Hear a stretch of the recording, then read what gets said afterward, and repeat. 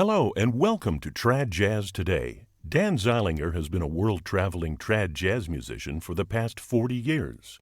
Some of his most memorable performances were on the lawn of the Edinburgh Castle, at the Imperial Palace in Japan, as well as TV shows and commercials around the world. Dan has met many people during his career and has spent many hours on and off stage with these musicians, talking about jazz, life, and more. Some are touring musicians, some are theme park warriors, and some are casual musicians who play on weekends with their friends.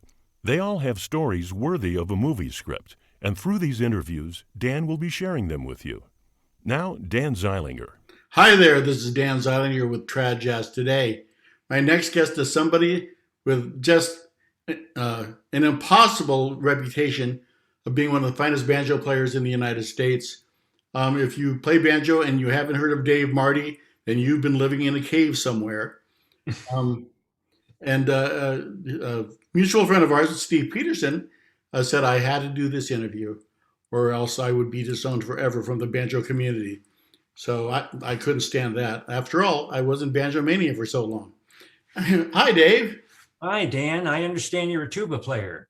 Well, that's what some people say. Yes, I started out as a trumpet player, and actually I'm also was a music teacher. So I play a little bit of everything except for banjo. Oh, But I know way too much about banjo because I spent time with Brad Roth and Doug Maddox and all those guys and Howard Alden and sure. backing them all up. So Great. I learned more than I ever wanted to about those four strings. And in Doug's case, five. But Yeah. at times. So I'd like to start my interviews with just finding out where you were born. So where were you born, sir? I was born in Los Angeles, and at the tender age of 6 months, my folks moved up to San Francisco. Now, were they musical? My mother played the classical piano with her sister, and my dad used to tell me what a great bass player he was, but I never once heard him play a note. He played upright. Yeah. Oh, that's funny. Actually, I identify because my father was actually a sousaphone player at the University of Nebraska, but I never heard him play it because by the time I was born, that was long gone. So kind of a similar thing. I was a great player, and he's your dad, so Pasha. I'm sure my son has the same feelings about me. So you moved to San Francisco. That's a much better cultural center for somebody wanting to be a musician. But then you stumbled into ukulele. Now, how did that happen? Well, I used to watch TV when I was in junior high school, and I watched movies from the 20s and 30s, and I'd see all these guys at parties with the ukulele, and all the gals were gathered around. And so I figured, well, I'm going to get a ukulele so I can be popular. So I went to the nearest dime store and I bought a plastic ukulele for $2.49. And I tuned it up to My Dog Has Fleas because that's all I knew. And I started pushing strings down. And whenever I heard something that sounded legit, I'd memorize it with my eyes and my ears and my hands. And I found a bunch of chords. And after about a year of doing that, I found a book by Roy Smick on how to play chord melody. That changed my whole life. How long did it take you before you got your raccoon skin coat is what I want to know. No. Well, I never had one, but in junior high school, they had one, and I was in a play, so I wore that. Well, that just completes that look from that era, with a ukulele and the brim with a hat. Sure. Back, and that's wonderful. So you taught yourself. What was the very first song you completed on ukulele? On chord melody? Or just strumming out the changes. What, you remember your very first, when you got excited and told your dad you could play a song? Yeah, I think it was 5'2". Those were easy chords. And then I realized that the chords in that song show up in hundreds and hundreds of other songs. But the first chord melody song that I played from that Roy Smick book was Body and Soul. Okay. I'm surprised that you went from, well, I guess I'm assuming here, so I should back up. So you went from ukulele to banjo. Now, did you go directly to tenor or did you go to plectrum? I went straight to Plectrum. My dad actually bought me a banjo for my 16th birthday. And I must say it was a piece of junk, but I knew nothing about it. So I tried playing it, but the strings were really high and the head was soggy and it just didn't sound right. So I took it down to this one music store that was famous in San Francisco called Satterley and Chapin. And I walked in with my banjo one day and I had planned on hitting all the pawn shops and seeing if I could get a better one. So I walked into the music store and I handed it to Harmon Satterley, who said, "Can I help you?" And I said, "Yes. This banjo is really hard to play and it doesn't sound right." So he said, "Well, let me have it for a few minutes." He went in the back, did something to it, came back out. He said, "Try it now." So I tried it and wow, he had tightened the head, he lowered the strings. I was very happy. But then about 6 months later, I was in a little mom and pop store and they had this little shelf about 8 feet up on the wall and they had a plastic radio and I heard a banjo. And when I heard that banjo, that changed my life. I thought, why doesn't my banjo sound like that? I found out later it was a guy named Eddie Peabody. Ah, And well, that's a mystery to a lot of banjo players still, how he sounded like that. oh, well, I know what he did to sound like that. Well, I understand he used to tune up a whole step for recordings. Yes, he did. But before he started tuning up, he was using standard tuning Ah, way back when he was using Black Diamond banjo strings. And then he met a fellow in Chicago, Milt Wolf, who was commissioned by Eddie to make thinner strings that could go up a whole note. So Eddie started using those Milt Wolf strings, tuning it up. He tuned it up because he had taken a trip to England and they tuned up over there. So he liked it. And so that's what he did. well, it's a much louder, snappier crack, that's for sure. It is. And he was using tortoiseshell picks and they were pretty stiff. And his head, Steve Peterson turned me on to a thing called a drum dial. And it's something you put on your banjo head and it's got a face on it and a dial. And when you put it on there, it shows you how tight your head is. So my banjos were always, I always checked them out and they were always at like 91 or 92 on the dial. And that's very tight. So I went for the Peabody sound and I got it for a while, but then as I started learning actual songs that a musician would play, I started lightening up a little bit on my attack and I was going for sound and sustain. Now you were using natural heads then, correct? Yes, I was. That's kind of a scary thing to crank, Yes, to crank natural heads that tight, especially when you go in and out of the lights and things. right. Yeah. So I was using calfskin heads. In 1961, I teamed up with the tenor player and we decided to move down to LA and see what the two of us could do.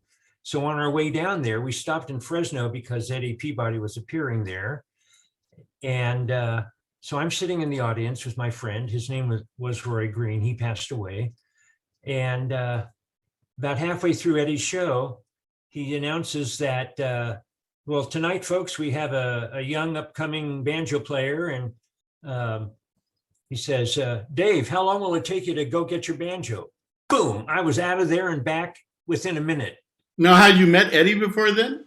No, I didn't meet him until I was 21 that year, later that year. Well, so your name was still preceding you then, obviously. Well, I had met Georgette Twain and Georgette was getting coaching from Eddie. And Georgette heard me playing one day in a pizza parlor in Santa Cruz, California. And after I played each song, this gal would stand up and just give it her all. So I met her on my break, and she told me who she was. And she says, "How would you like to meet Eddie Peabody?" I said, "Is the Pope Catholic?" That's right.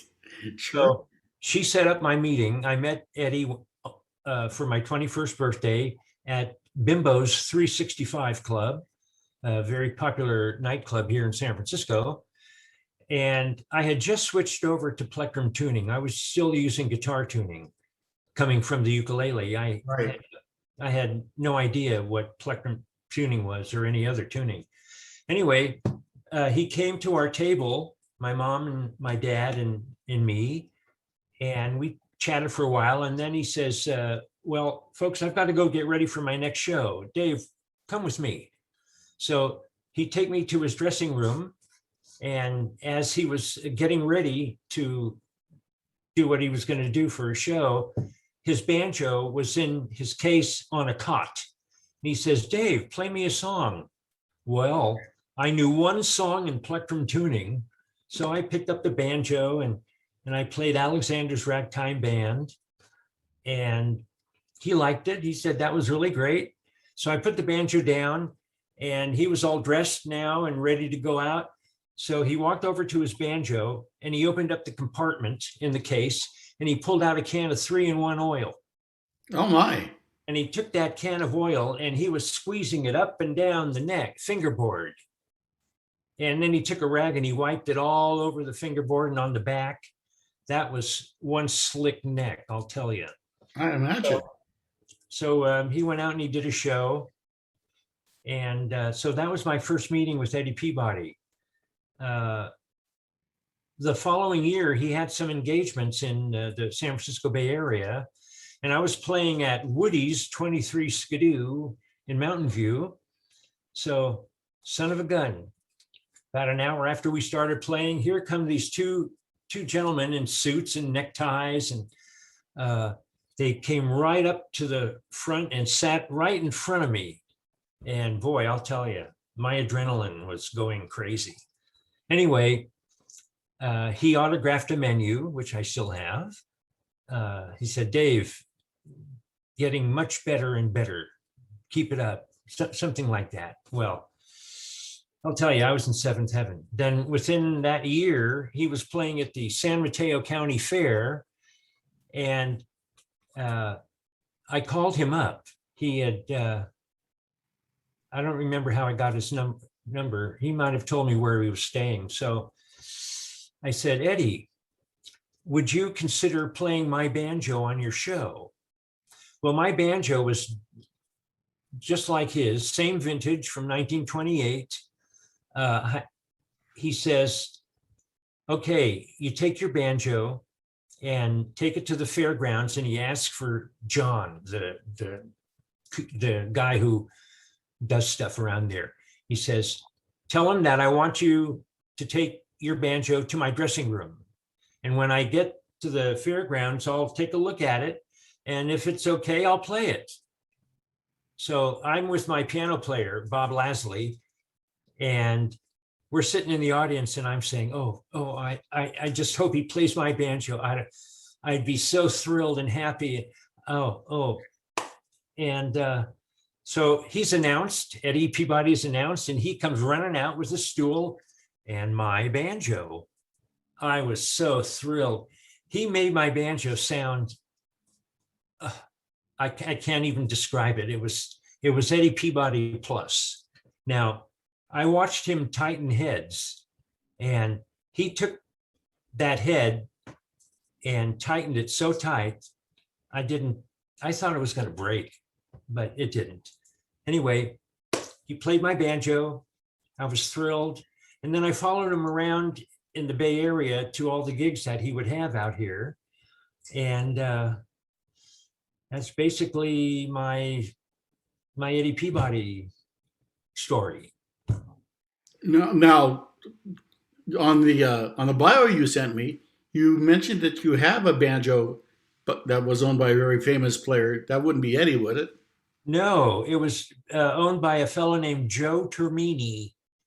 And Joe Termini was a comedian. And it wasn't until about maybe 4 years ago, somebody told me that they found a clip of Joe Termini on YouTube playing my banjo because it was made special for Joe Termini back in 1928. So I'm watching this clip of Joe Termini. He was playing guitar tuning, but who cares? Anyway. Yeah, I think they call that Chicago tuning, don't they? They do. And yeah, I just interviewed not too long ago. I just interviewed Paul Scavarda. He still plays that tuning. Yeah. Well, I do too, but not very much. But when somebody's playing a banjo with guitar tuning, I like to say, hey, can I play a number on your banjo? And they say, well, it's not Plectrum. I said, never mind. Just I'd like to play a song. Well, my closest friend of 50 plus years who passed away 2 years ago, Abe Vandermeulen, he played guitar tuning. And whenever I would play something on somebody's banjo tuned Chicago tuning, Abe would tell me over the years, Dave, I've never heard anybody play as good as you in that tuning. Well, I was playing that tuning from 1952 at my first ukulele up until 1961 when I got my first Vox. My mom and dad brought it down to Woody's 23 Skidoo. And no, I'm sorry, it was Big Al's Gas House. Sorry, I played it a lot of places. I imagine. In 1960, when I started professionally, that's when the boom started out here. And I was working 5, 6, and sometimes 7 nights a week. Yeah, that's when the whole pizza parlor thing really hit, correct? Exactly. So I was very, very busy. Bob Lasley was my first piano player. We were together for the 1960 up to 1966 when we both went to New Orleans for the Red Garter, and he managed that club. I still see Bob. In fact, we're both members of the Peninsula Banjo Band. Okay. And I'm also a member of Happy Time Banjos. And boy, we must just have a truckload of friends in common. All those of course, Eddie Erickson and Bill Dendel, and yes. Now, who else am I? Oh, Jim Mayhack, and oh yeah, all the Bay Area guys. Yeah. I've had a chance to fall in on a stage with, but yeah, when Jim Mayhack, when I played intermissions for Turk Murphy, Jim Mayhack at one point was playing tuba. And so I'd go up and I'd do my solo intermissions. And then about 6 months after I did that, right in the middle of one of my intermissions, Jim walks up on stage and grabs his tuba and he starts backing me up on whatever it was I was playing. Now he had heard me play for, at least 6 months, and he knew my arrangements already. So, and he also plays wonderful trombone. We worked together at the Gold Dust Lounge for a number of years. Yeah, he plays decent banjo on top of it. Oh, yeah. In fact, he made one record. I think he called it All by Myself. Yes, I'd rather do it myself. Oh, I'd rather do it myself. Yeah. Yeah. Wonderful guy. Wonderful. Yeah, he and Wendy are old friends of mine. Yeah. Right. Nice people. Tell me about your experiences with Perry Bechtel. Well, I was playing in Atlanta at Ruby Red's warehouse, and Perry had a guitar studio in Atlanta. So he came in and he heard me play, and he introduced himself. And I went to his music store later on, and we played a little bit together. And I had been listening to his record, which I bought in the late 50s. When he made that Man with 10,000 Fingers. When I heard him play, suddenly, who is Eddie Peabody? Now, I appreciated and still do appreciate Eddie's showmanship and his technique, but Perry Bechtel was my kind of musician. You've heard him play? Oh, I've only through videos and things. Oh, I'm going to have to send you something of his. In fact, I've got his album digitized. So that would be wonderful. Yeah, I'll send that to you through a site called WeTransfer.com. Are you familiar with that? No, but that's never stopped me. Well, on WeTransfer, you can send up to 20 gigabytes Oh, at one time. So I'll do that. I'll get that to you. You'll love it. You'll love thank it. you. I've copied a lot of his arrangements. One that I love playing, I use it as a closer for my banjo shows, is the Donkey Serenade. And I can't say enough for Perry. He was just wonderful. Wonderful. Excellent. Excellent. I to be honest, I'm not all that familiar with him. I've heard the name, but I just haven't done that much listening. So shame on me. Well, you will plots when you hear him. Oh, I can't wait to plots. Oh, I've needed the good plots lately. Yeah, he was. So he came to Banjorama in the late 70s. He had to be helped up on stage. He did his thing. And since I'd been listening to his album for years, I could tell what he was trying to do when he was up on stage. But at that point in his life, it was sad that he wasn't as good as he used to be.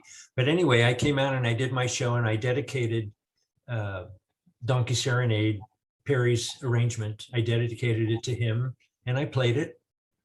And he sat there in the audience with a big smile on his face. And oh, geez, I wish I had met him sooner, but that's showbiz. I understand. I've been watching some of your videos actually, as of lately, getting ready for this interview, and I'm so impressed with the speed of your right hand. I mean, because I've been around banjo players all my life, I understand that the real test of strength is keeping your left hand down while your hand. Yes, I do understand that, but your speed is something to be envied with your tremolos. I'm really impressed. well, when I started getting together with Steve Peterson, what he wanted to learn was right hand stuff because all he could do was play fast and tremolo. That's it. So I've been showing him how to keep your left hand down on the strings and how to move off of one chord into another and have that chord formed by the time you get there. And oh, he's just so thrilled. I'm thrilled coaching him because he's great. He's great. And he's learned so much since he's been with me. It's always good to have a student who takes everything to heart. You know, Yeah. like I said, I was a music teacher for a lot of my formative years here, and you have those individual students that actually do what you ask. Yeah. I mean, you've taught enough people that you know what I'm saying. They'll say, "Oh yeah," and they'll be in a lesson, and they'll get really close in the lesson, and then they'll come back next week, and they will have lost ground because they didn't practice it. And I know from knowing Steve that he's very dogged about learning. Oh, yeah. What he does, you know. Yeah. He tells me he practices for hours and hours while he's watching TV and he mutes his banjo and he just does the right hand stuff that I've been showing him. Well, you know, we won't let any secrets out. I was fortunate enough to kind of more or less be Brad Roth's tuba player for a long time. Uh-huh. So a lot of the Eddie Peabody left hand stuff I got to watch on stage close up, and a lot of it happens on the back of the neck with how you move your thumb around. Right. That most people don't understand, but I enjoyed it. I enjoyed learning about that stuff. I just can't play. I got really tiny hands. Uh-huh. I've already stayed away from guitar and fretted instruments.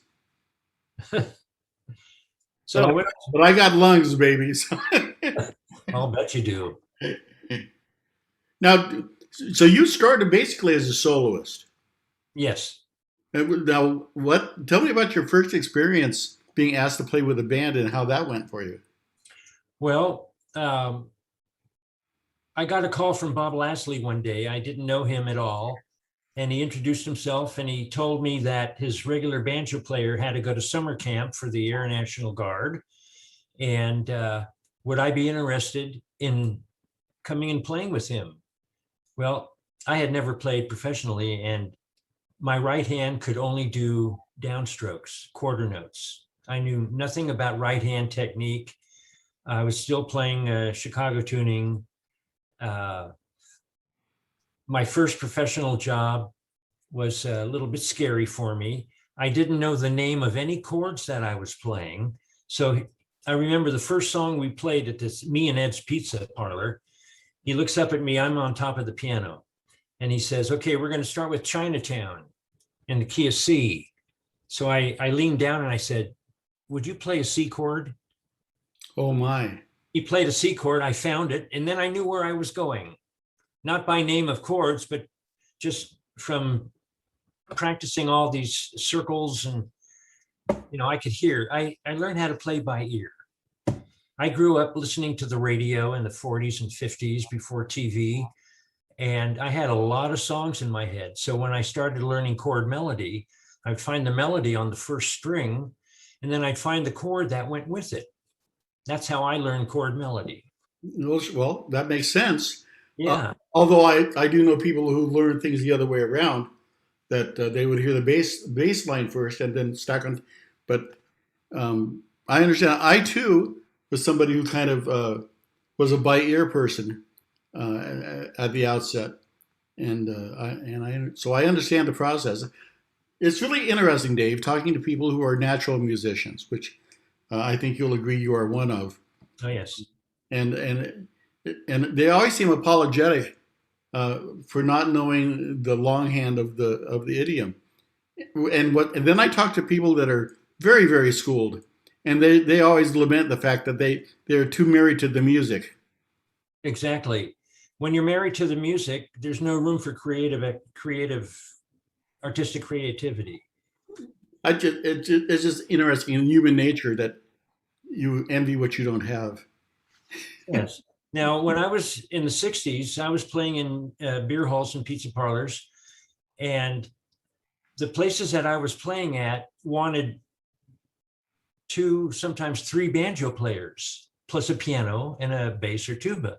Oh, those were the days. Oh, it was great. So I was calling the music union every, 2-3 times a week for banjo players. And they'd send me these old guys who all thought they were Eddie Peabody. And it just cracked me up. But I learned a lot from that and from them. I worked with some really good piano players and really good musicians in those days. It was great. I've enjoyed every minute of my career. So we were talking about the first time you started playing with a band and you were playing Chicago tuning and stuff. What band was that again? The first band that I played with of note was Turk Murphy's jazz band. And true, I was doing intermissions. And at the end of 2 or 3 of my intermissions, Turk would bring the band back up and he'd announce that we're going to ask Dave Marty to stay and play a song with us. And so we would usually play either Whispering or King Chanticleer. Those are the 2 that stand out in my mind. So you got along with Turk then? I got along with Turk great, yes. Yes, he was a character. Well, which is why I said that, because people who use their experience with Turk are usually one of the other extreme. So you just never know. Yeah, no, because I was with Turk Murphy, I met Pat Yankee. She was singing there. Love Pat. Oh, what a character. She and Turk, they had this little thing. They could look at each other and start cracking up. And they'd tell jokes, not on stage, but off stage. She was a real character. And then I knew guys like Wally Rose, Norman Teagarden I played with. Let me see. Did you know Bill Carroll, bass player? Yeah, I worked with him. Oh, actually, I played with him and a piano player and another banjo player who's gone now. His name was Lauren Hamlin. And it was in a gay bar, and Bill Carroll was the tuba player. So that was the first group actually that I ever played with. Okay. And that went on for at least a year. So, and then Leon Oakley was in Turk's band when I was there. Pete Clute, Bob Helm, Jimmy Stanislaus, and Scott Anthony. I've interviewed Scott. Yeah. Okay, now at one point, after about 9 years, I decided I've had enough of doing intermissions.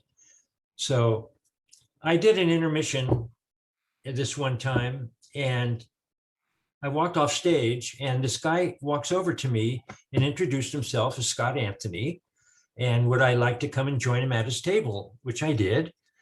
And he said that he was just new in town and he was looking for a place to play his banjo. And I said, you want this job? He said, yeah.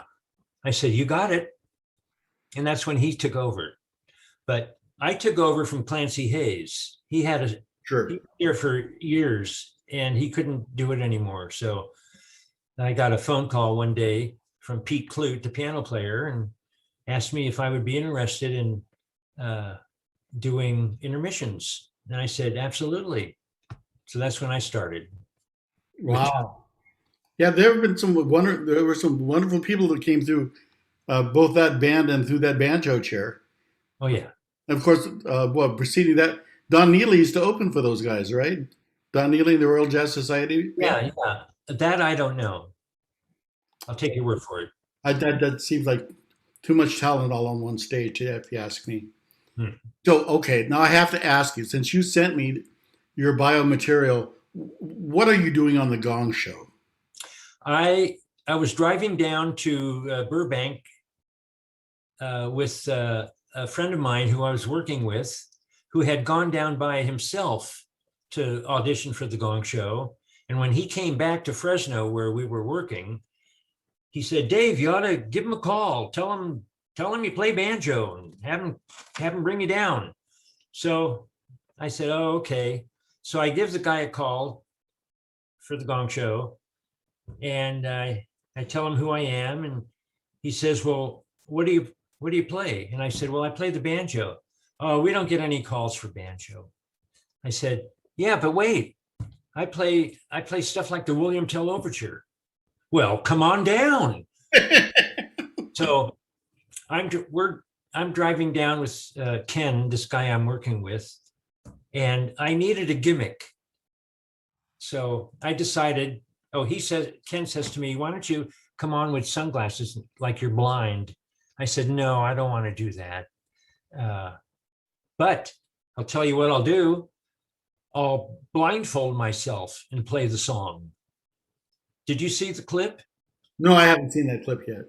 Yeah, so I walk out on stage with my banjo, and I had a big white hanky, and I sit down and I say, ladies and gentlemen, and now I'm taking the bandana out and I put it over my eyes and I say, the William Tell Overture.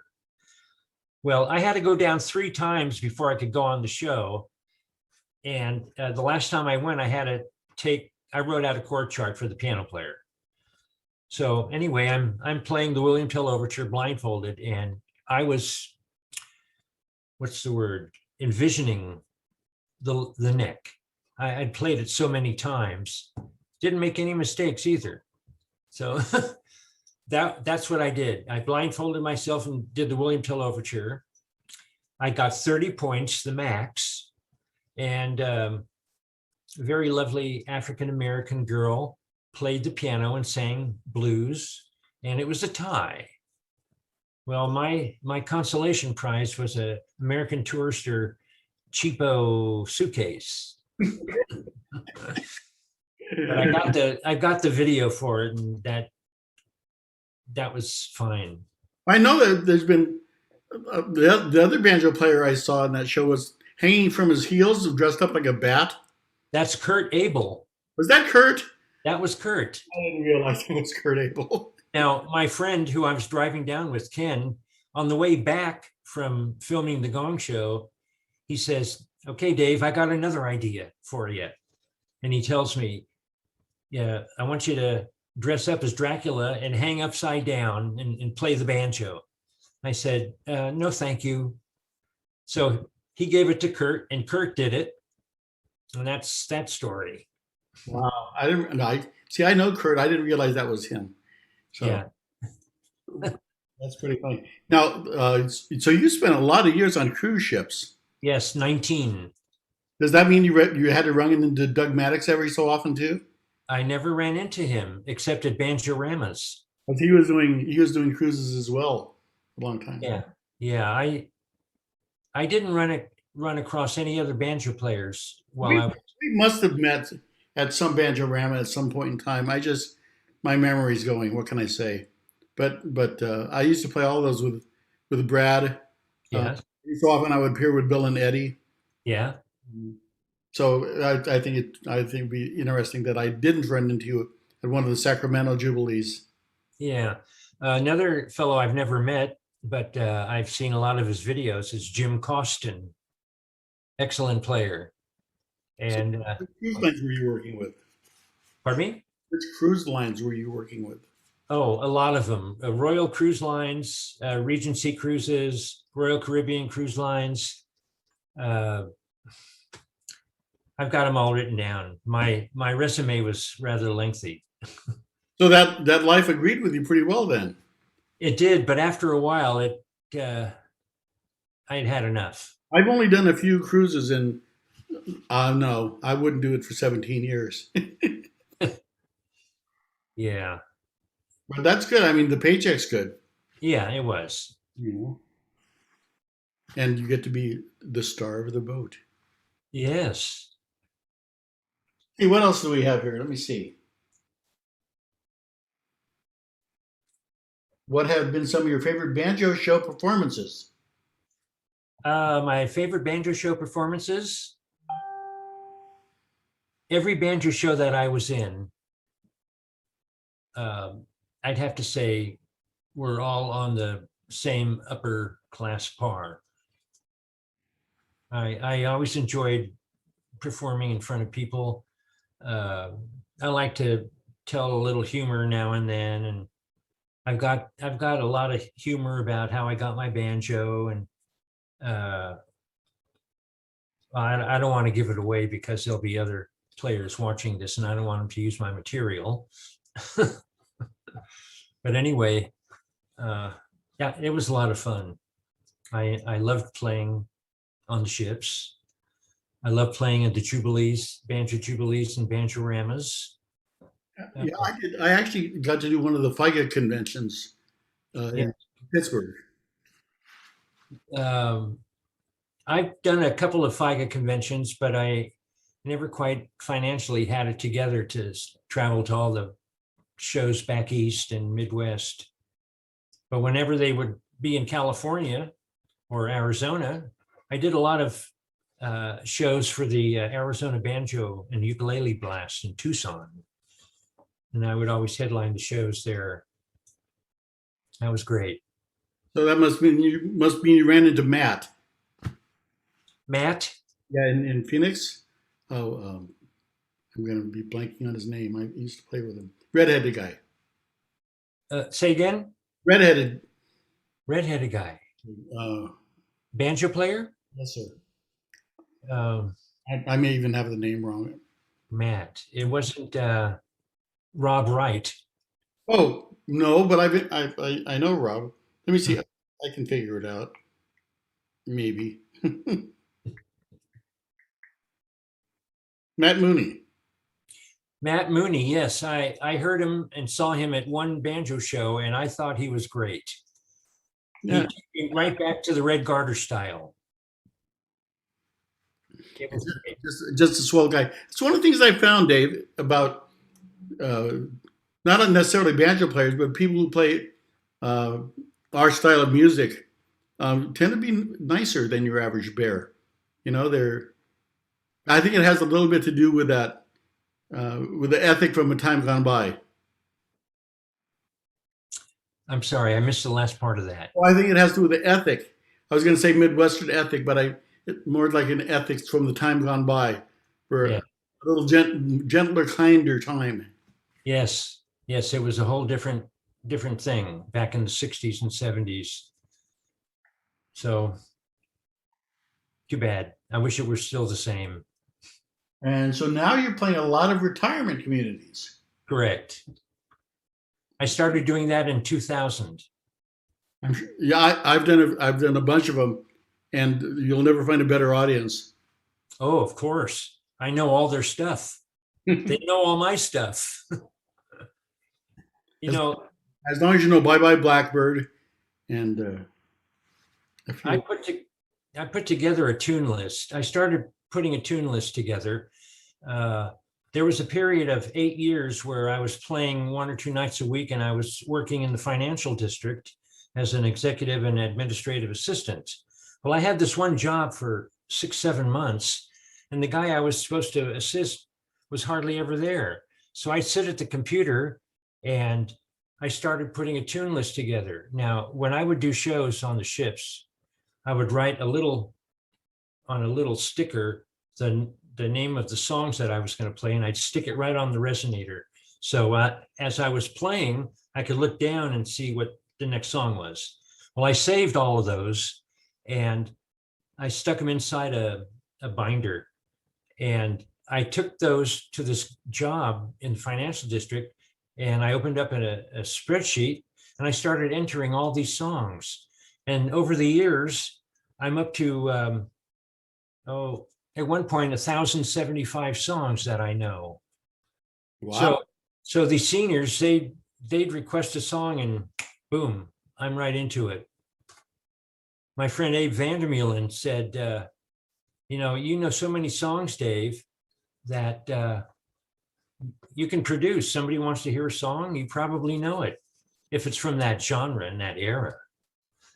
So I've gone up in the years to Winchester Cathedral, Georgie Girl, Secondhand Rose, a few Beatles songs, some light classical. I do stuff like Granada and Jealousy, Blue Danube, Stars and Stripes. I mean, if I know the song, I can find the melody, and then I'll learn it. I got to tell you, it's been a long time since I've thought of Winchester Cathedral. It was a huge hit in the '70s, obviously, but boy, that's something that hasn't come to my consciousness in a while. Yeah. Oh, that was the new vaudeville band, right? The group that had the hit on. I don't remember who did it, other than me. So I'm going to ask you a question. I think I probably know the answer to, but is there any song you just refuse to play anymore? Well, usually I used to refuse to play dueling banjos because that's for a 5-string banjo. But then I figured I know it enough to fake it on the 4-string. So then I started playing that. If I don't know the song, I won't play it. I won't even try it. Yeah. Just a quick story for me. When Okay. I was Banjo Mania's tuba player, we were doing a show in Nashville. We were doing Nashville Now television show, and the host comes up to the group and says, "Hey there, Doug. You think you and the tuba player could do a little dueling banjos?" And so Doug and I did it as a duet, a duo did. Plink, plink, plink, plink, plink, plink, plink, plink. Right. So it came off pretty good, but first time I've ever had to play that in public on air live. I stay away from Rhapsody in Blue. Oh yeah? Yeah, it's too complex. I can play excerpts from it. I'll throw it into a song like on a 4-bar break or 2-bar break or whatever. I like to use musical quotes whenever I can. If nothing else, for the other musicians that are listening too. Yeah. One time on one of my cruises, I was working with this organ player, and he wrote out giant steps. And so I started looking at it and learning